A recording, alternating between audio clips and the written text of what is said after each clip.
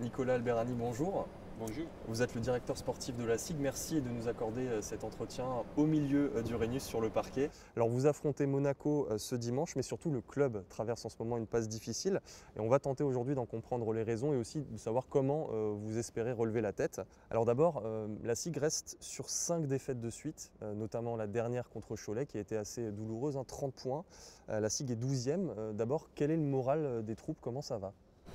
Ça va avec la conscience qu'on est dans les durs et c'est pas facile, mais on essaie toujours de garder la tête haute pour aborder le prochain match avec l'énergie qu'il faut. Alors la SIG avait jusque-là un bilan plutôt équilibré. Comment est-ce que vous expliquez là d'un coup ces 5 défaites de suite? Je pense que l'équipe c'est quelque chose de vif qui change pendant la saison. Et tu peux changer d'un côté plus positif, point plus négatif. Notamment les nombreuses blessures, je pense qu'ils ont enlevé un peu de confiance. Après, il y a eu quelques défaites. Et ça a exposé des joueurs à des responsabilités plus lourdes de ce que c'était prévu. On peut parler, par exemple, de cas emblématiques de Maxouni. Le meneur? Le meneur, ouais. C'était un joueur, pour moi, correct par rapport au roster qu'on avait construit. Mais vu l'absence de Malik, vu les problèmes physiques de Malik Fitz, vu les problèmes physiques de Brice Dessert ou autres joueurs, il était exposé à un rôle, à des responsabilités que ce n'était pas forcément pour lui. Et ça a levé un peu un effet avalanche sur peut-être autres joueurs aussi. C'est pour ça aussi qu'on a perdu confiance et quelques matchs. Alors, le meneur finlandais, justement, Edon Maxouni, que vous avez évoqué, il est parti. Ça s'est fait d'un commun accord. Comment vous pouvez nous expliquer un petit peu les dessous de cette affaire? En fait, on n'était pas content qu'Edon n'était pas trop capable de réagir à la situation. Et finalement, il a eu une opportunité et il a vraiment voulu la prendre. Pourtant, on n'a pas sorti d'argent, pour être extrêmement clair et direct. Et on a pensé que c'est lui. Il n'y croit pas et on est dans un moment de difficulté lourde. Comment nous pouvons lui redonner la confiance et combien de temps ça va prendre? Alors, c'était plutôt ça. Et cette équipe aussi, on peut dire on a un manque parfois de créativité, aussi on peut dire de leadership. Et normalement, la main, c'est un poste plutôt critique pour ça. C'est pour ça qu'on a pensé de prendre l'opportunité de lui libérer. Mais donc vous avez choisi de vous en séparer, mais vous n'avez pas pour l'instant de plan B, vous n'avez pas encore de meneur remplaçant. Comment est-ce que vous pouvez expliquer ça? Je pense qu'il nous manque les meneurs, mais il ne nous manque pas Maxouni. Je suis sûr et certain de ça. Pourtant, on s'est séparés, mais les niveaux de contribution à l'équipe qu'il avait, ce n'était pas suffisant. Pourtant, maintenant, il faut travailler pour le remplacer. On a un visage qui est sur le marché pendant la fenêtre internationale qui va arriver. Tous les championnats ils vont s'arrêter ce dimanche. Il y aura des opportunités.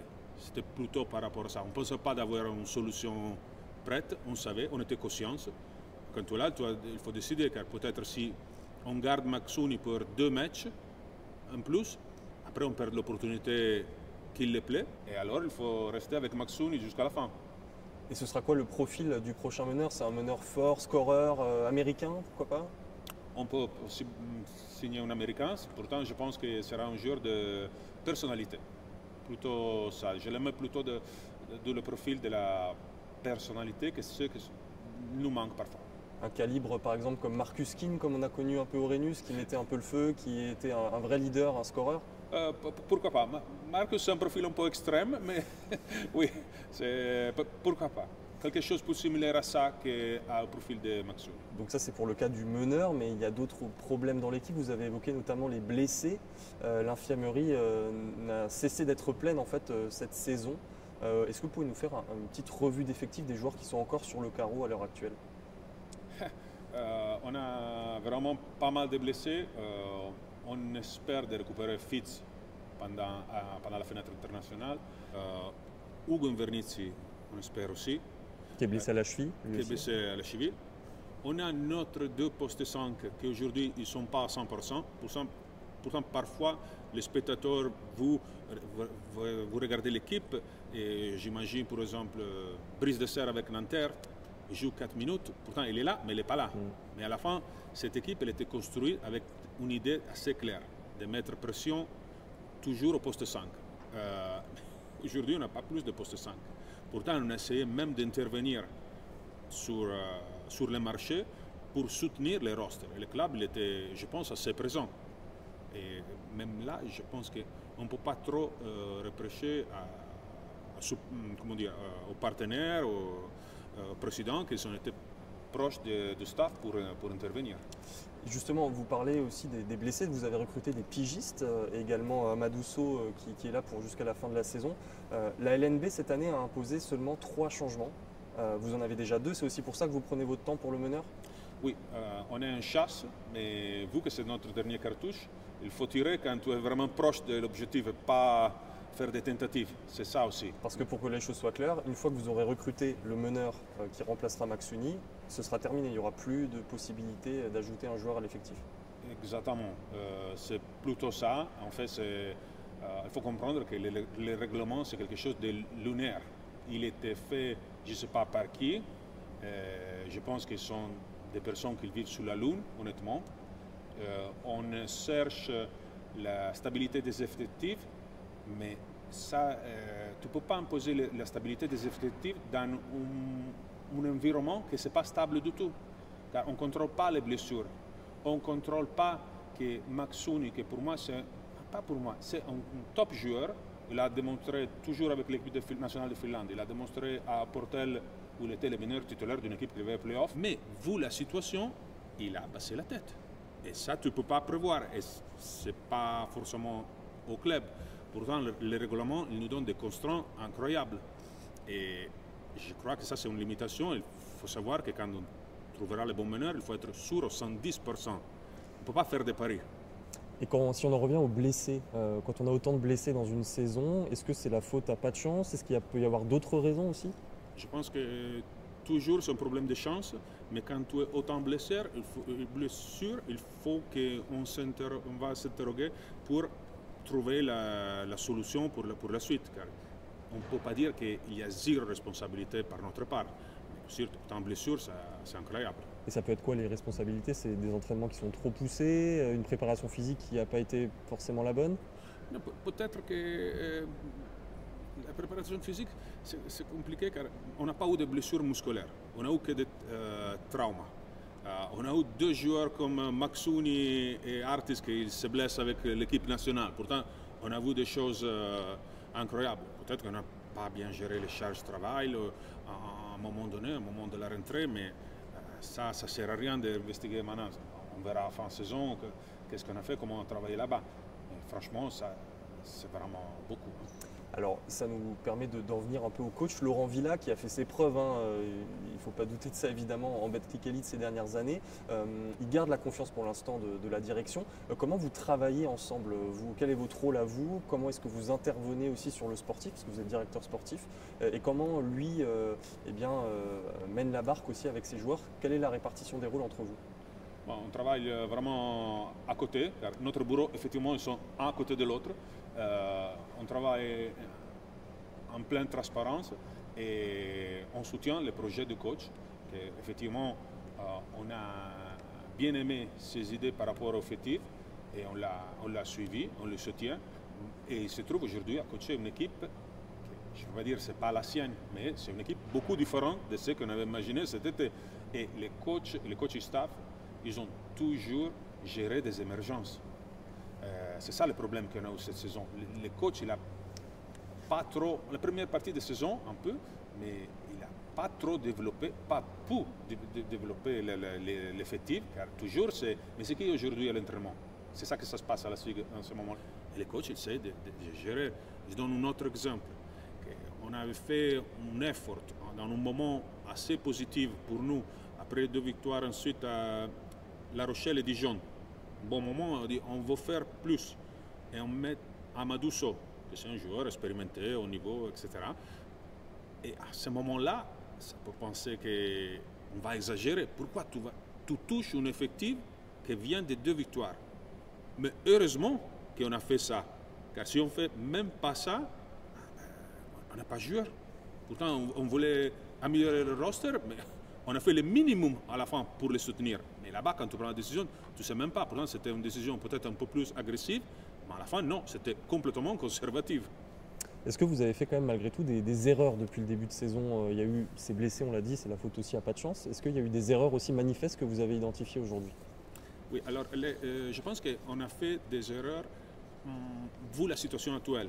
Car toujours, pour moi, s'il y a des erreurs dans le roster, il faut le dire après les 2 victoires avec Nancy et Limoges.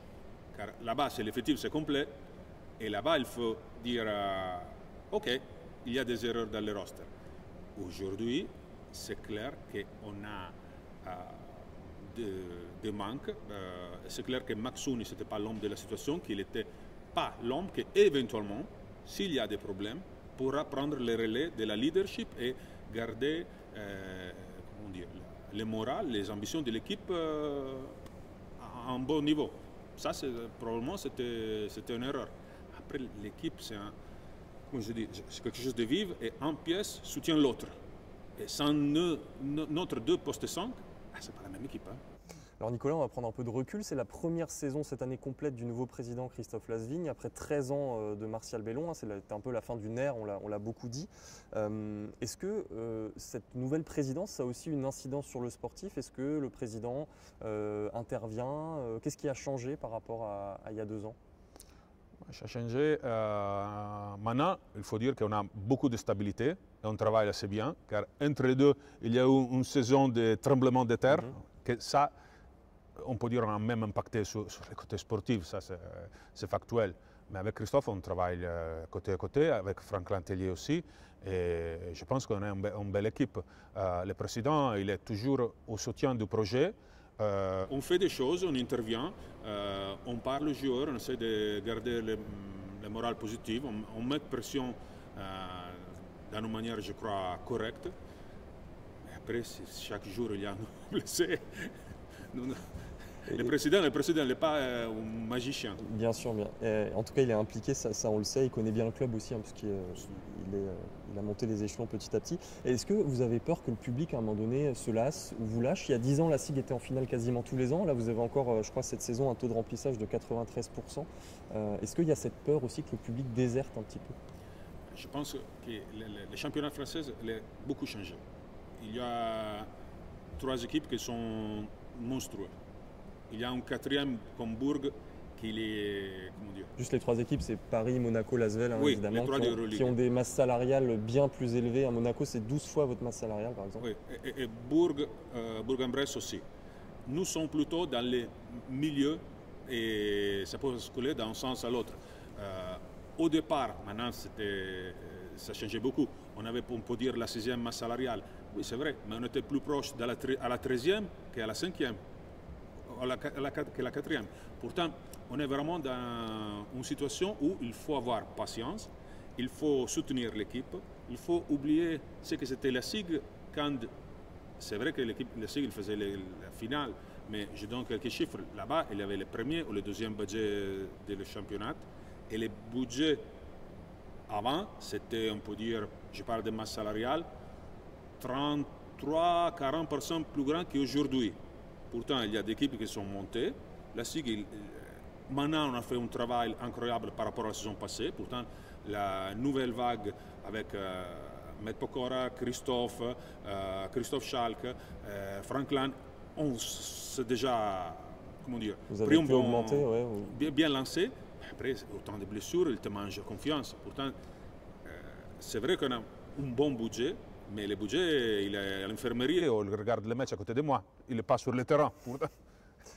Et alors, ça veut dire qu'aujourd'hui, les vrais adversaires de la SIG, c'est des clubs qui sont dans votre univers, Le Mans, Dijon. Absolument. On peut dire ça? Mais oui, c'est quoi les ambitions alors que peut avoir un club comme la SIG? C'est une Leaders Cup, une Coupe de France?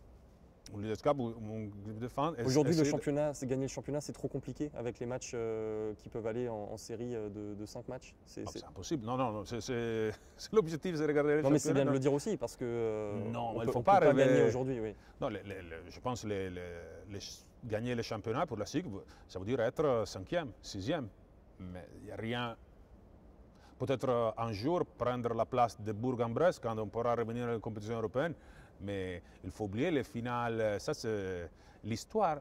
Ça se passe dans le sport souvent.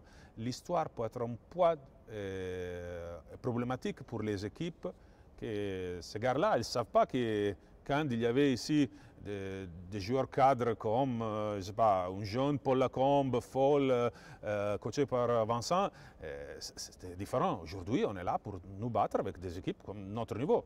Il faut essayer d'être mieux de Dijon, Les Mans.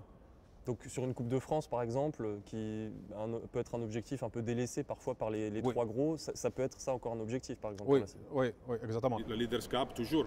Après, il faudrait avoir des joueurs. Après, c'est vrai qu'on a abordé des matchs un peu trop avec de la suffisance. Ça, je n'ai pas aimé, notamment les moments avec les Portels, les Pau. Là-bas, on a fait des erreurs. On a perdu 2 matchs en panier, mais là-bas, l'équipe il a raté des opportunités. Alors justement, on parlait du championnat de Monaco notamment. Vous jouez contre Monaco ce dimanche.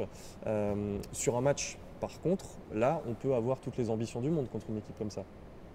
Il faut voir toujours l'opportunité. Il faut penser que le Rennes sera 100% et il va nous soutenir. Et il faut penser que Monaco, on espère, il sera un peu fatigué. Et il faut voir l'opportunité car nous avons 2 murs et il faut se battre. Il faut pas, l'objectif, c'est jour par jour. C'est de win the day. Ce n'est pas les playoffs, les play-in, la Coupe d'Europe. Non, non, l'objectif maintenant, il faut vraiment travailler pour faire le mieux chaque jour. Et alors après Monaco, il y aura la trêve internationale, mais il y aura aussi la Leaders Cup avant. Vous y allez dans quel état d'esprit, Nicolas? Normalement, c'est censé être une fête, hein, ça récompense une bonne première partie de championnat, sauf que dans l'intervalle, vous avez perdu 5 matchs de suite. Donc dans quel état d'esprit vous y allez à cette Leaders Cup? On n'y pense pas. Maintenant, C'est notre chance, c'est Monaco. Mais c'est clair que c'est une fête, c'est une ambiance magique et où tout peut passer. Tu as 3 matchs d'un titre. Je ne pense pas qu'on ira jusqu'au fond, ce sera assez compliqué. Ce sera contre l'Asvel, hein, le premier match.